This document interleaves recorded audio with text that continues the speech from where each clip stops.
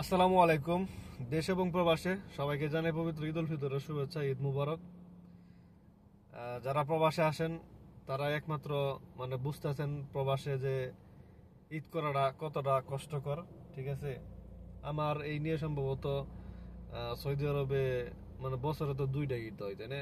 তো আমি এর আগে 6 বছর থাকছি, এরপরেও মাঝখানে 1 বছর গ্যাপ ছিল, আবার নতুন করে 1 বছর আসছি।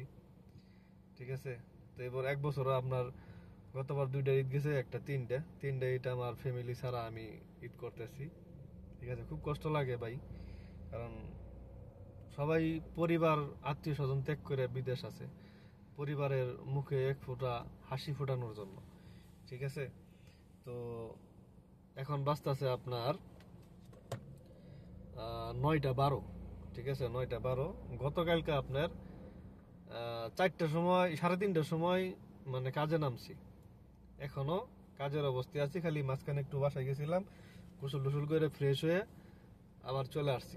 ঠিক আছে, তো এখানে দোষ হচ্ছে আমাদের আমাদের কোম্পানির দোষ, কি বলবো, আমাদের কোম্পানিতে কোনো দোষ নাই। এখানে যারা যে ইহুদিরা, যে খ্রিস্টানরা, যে এটা আমাদের ফুড ডেলিভারি যে অ্যাপস আছে, আমরা কিতাতে কাজ করি, এটা কিন্তু কিতা কোম্পানি কিন্তু পুরোটাই চায় না। ঠিক আছে, এরপরও চায়না কিতা অফিসে কিন্তু একটা জিনিস খেয়াল করবেন, এখানে কিন্তু সৌদিয়ানরা স্টাফ কিন্তু অবশ্যই কাজ করে। ঠিক আছে, অফিস কিন্তু সৌদিয়ানরা চালায়, আর মেন বড় বড় উপরে যারা পদ আছে তারা কিন্তু চায়না থেকে এগুলো মেনটেন করতেছে। তো এখানে সৌদিরা যদি তাদের ভিতরে যদি মানুষত্ব বোধ না থাকে, ঠিক আছে, তাহলে তো কিছু করার নাই।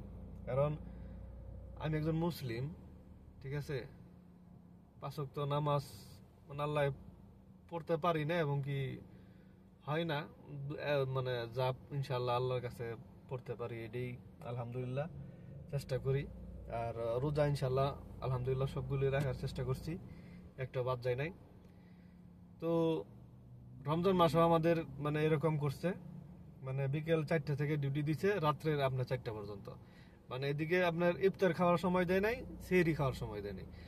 4টার সময় যদি আপনার ডিউটিতে কাছে নেমে পড়ি, আপনার 4:30 5টার দিকে এমন অর্ডার দেয়, 3টা 4টা 2টা করে অর্ডার দিয়ে ঢুকাই দেয়। আমরা এই অর্ডারগুলো ডেলিভারি দিতে দিতে ইফতার টাইম পার হয়ে যায়, তখন আর ইফতার করতে পারি না। অনেক দিন আছে আপনার না খায় ইফতার করা লাগে, খালি পানি খায়, অনেকদিন খেজুর খায়, অনেকদিন যদি নসিব ভালো থাকে রাস্তাঘাটে অনেকে সৌদির ইফতার দেয়, এখান থেকে ওই আরবিয়ান যে খ্যাপসা আছে, খ্যাপসাগুলো পাওয়া যায়, এবং কি চিপস, জুস, তারপরে আপনার ওই লেবন, আমরা মাঠা, বাংলাদেশে মাঠা বলি, এগুলা খায় ইফতার করে অনেকদিন, এবং নিজের টাকা দিয়ে ইফতার করা লাগে হোটেলে। এই সেম আবার সেহরি টাইমেও ওই আপনার 3:30 4টার সময়, 4:30 4:40 তো আপনার সেহরি টাইম শেষ হয়। এই টাইমে ইফতারি টাইমে এবং সেহরি টাইমে এমন অর্ডার দেয়, সারাদিন বসে রাখবো ইফতারি আর সেহরি টাইমে, এমন অর্ডার দিব ইফতারি সেহরি খাওয়া একবার বন্ধ। ঠিক আছে, এরকম করে কষ্ট করে অনেক 1 মাস কাটাইলাম। তো আজকে তো আমাদের সৌদি আরবে ঈদ গেল। ঠিক আছে, তো আমরা এই যেভাবে ডিউটি করতেছি, একটা না ডিউটি 24 ঘন্টা।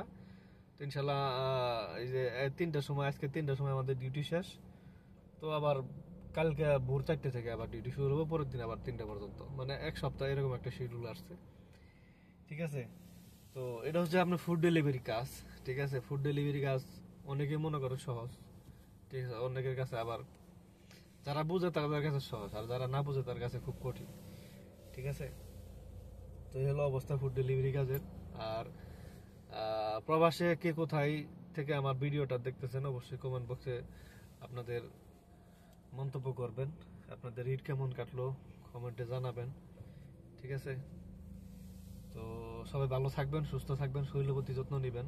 কারণ আপনি নিজে যদি ভিতরে যদি কিছু না দেন, আপনার জীবনটা যদি বাঁচায় রাখার জন্য কিছু যদি না করেন, যা কামাই করবেন ফ্যামিলিরই দিবেন, পরে লাস্টে আপনার জিরো ফলাফল থাকবো, তখন কিন্তু আপনার এই শরীরে আর এই চামড়ার শরীরে, রক্ত শরীরে কিন্তু আর শক্তি পাইবেন না। অবশ্যই নিজের ভিতরে কিছু দিবেন, এবং কি পরে ফ্যামিলিতে দিবেন। আগে বাইচে নেবেন আপনি, কারণ আপনি বাঁচলে আপনার ফ্যামিলি বাঁচবো। ঠিক আছে, তো এই হলো কথা। তো সবাই ভালো থাকবেন, সুস্থ থাকবেন, নিরাপদে থাকবেন সবাই।